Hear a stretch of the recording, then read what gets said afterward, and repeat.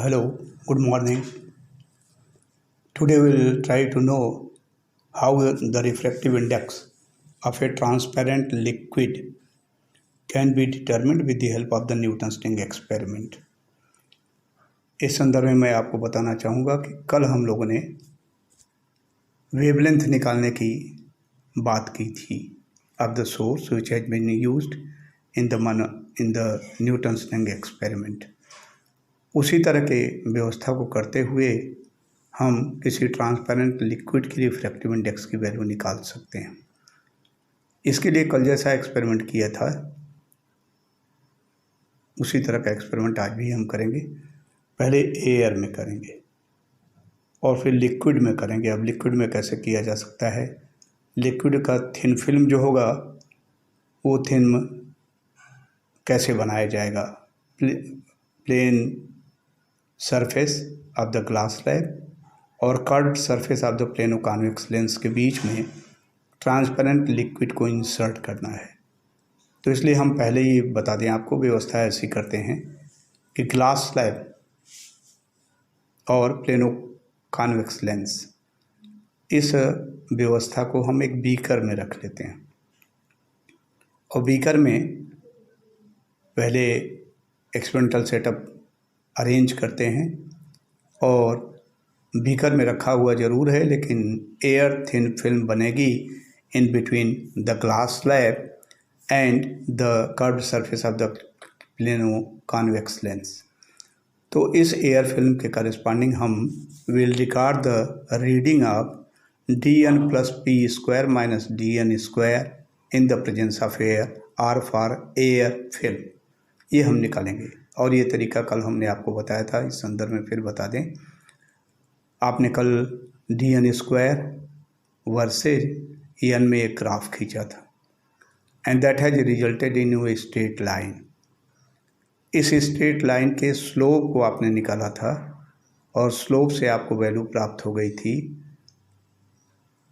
Slope आपको ध्यान होगा, कल का यदि डायग्राम निकाल करके देखें तो dn plus P square minus dn square की वैल्यू AB के बराबर आती है और P की वैल्यू BC द्वारा निकलती है x एक्सिस के अलावा। तो इस तरह से स्लोप की वैल्यू आपको पता हो जाती है dn plus P square minus dn square divided by P in the presence of air thin film. यह न्यूटन्स रिंग एक्सपेरिमेंट में आपको मिल जाता है। अब ऐसा करते हैं, बीकर के अंदर आप लिक्विड डालते हो और बीकर के अंदर लिक्विड डालते हो और तब तक डालते जाते हैं जब तक कि ग्लास स्लैब और प्लेनो कॉन्वेक्स लेंस डूब न जाए।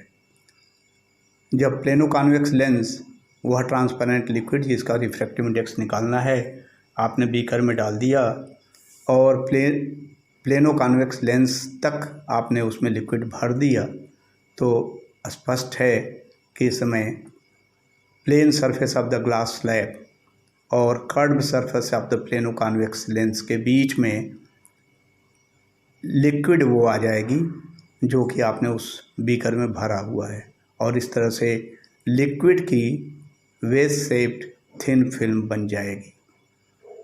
पुनः इसमें आप निकालेंगे, जैसे एयर के लिए आपने किया वैसे ही किया जाएगा dn plus P square minus dn square for the wedge shaped thin film made up of liquid की सहायता से निकालेंगे और इसकी वैल्यू फिर वही स्लोप निकालोगे, ग्राफ खींचोगे, ग्राफ से स्लोप निकल जाएगा।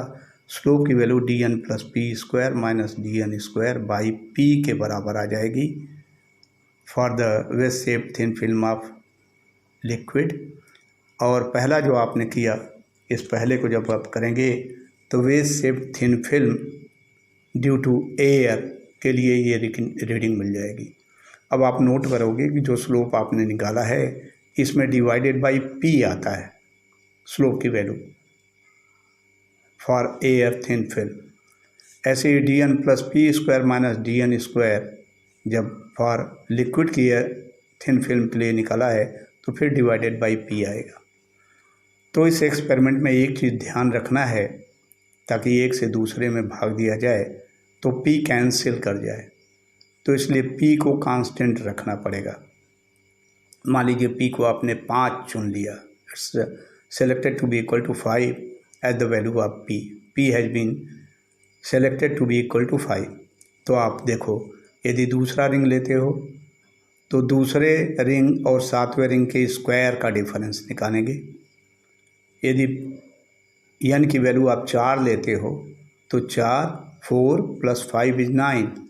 9वें रिंग का dn + p स्क्वायर निकालोगे माइनस dn² चौथे रिंग का निकालोगे, ताकि p की वैल्यू फिक्स्ड आए।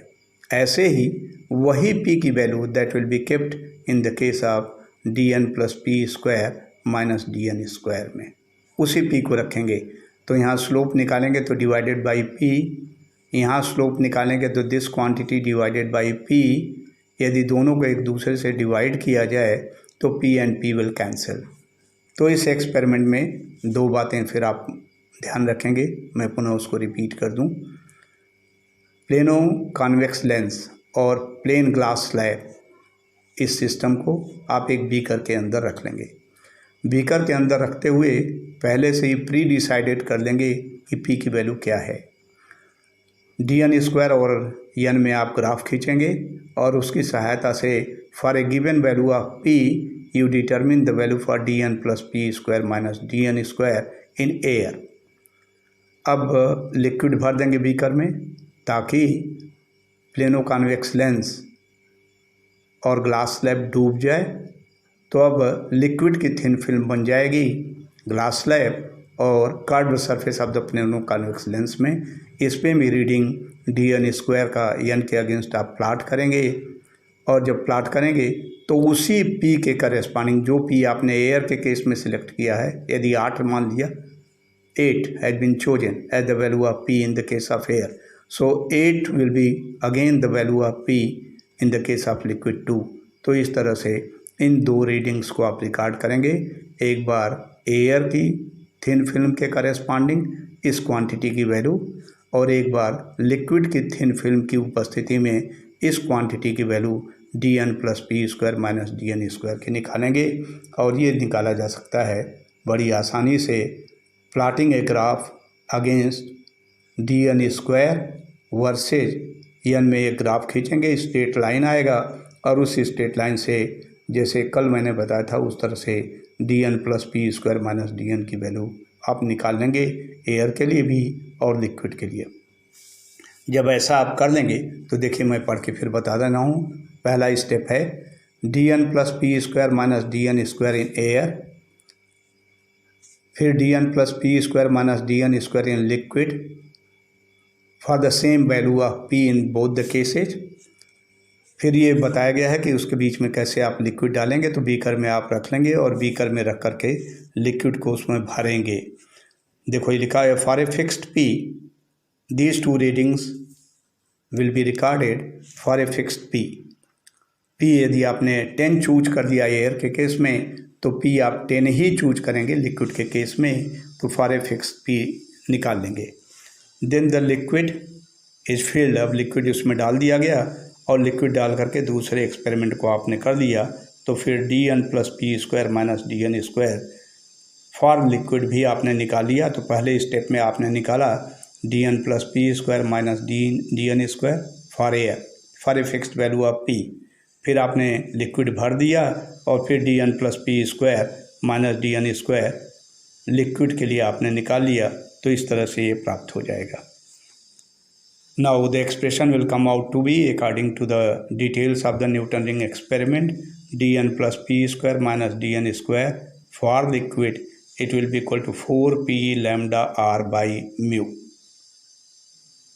and dn + p square minus dn² for air, it will be 4p lambda r, जिसको ऑलरेडी डेवलप कर चुके हो। ये एक्सप्रेशन आया था, एयर की फिल्म थी इसलिए म्यू की वैल्यू 1 आपने रखा था। अब देखिए एक विशेष बात यहाँ नोटिस करिए, लिक्विड के केस में म्यू से डिवाइड होगा, म्यू इज मोर देन 1, और इसलिए जो न्यूटन्स रिंग बनेगी वो कोलैप्स करेंगी, कॉन्ट्रैक्ट कर जाएंगी, छोटी बनेगी, और एयर के केस में म्यू से भाग नहीं दे रहे हो, एक से है तो न्यूटन्स रिंग बड़ी बनेगी। ठीक, तो ये भी छोटा सा सवाल पूछा जा सकता है, what will be the effect of the presence of liquid on the shape of the Newton's ring. तो आपको जवाब केवल देना है it will collapse and its value will decrease, it will be shorter, the radius will decrease, ऐसी स्थिति बनेगी। अब ऐसा करिए, भाग दे दीजिए एयर वाले में लिक्विड का, तो dn plus P square minus dn square in air had been divided by dn plus P square minus dn square in liquid. और जब इसको भाग देंगे तो देखिए, इसीलिए मैंने कहा p को कांस्टेंट रखिए, 4 कटेगा, p भी कट जाएगा, लैम्डा वही सोर्स है इसलिए लैम्डा भी कटेगा, वही प्लेनो कॉन्वेक्स लेंस है इसलिए r भी कट जाएगा, और इसलिए एयर में वाली रीडिंग को यदि लिक्विड वाली रीडिंग से भाग देंगे तो म्यू निकल जाएगा। So in this case the refractive index of the transparent liquid can be determined by pouring the liquid in a beaker in between the glass slab and the curved surface of the convex lens, और इस तरह से इस experiment को किया जा सकता है। So this is all for today, thank you very much.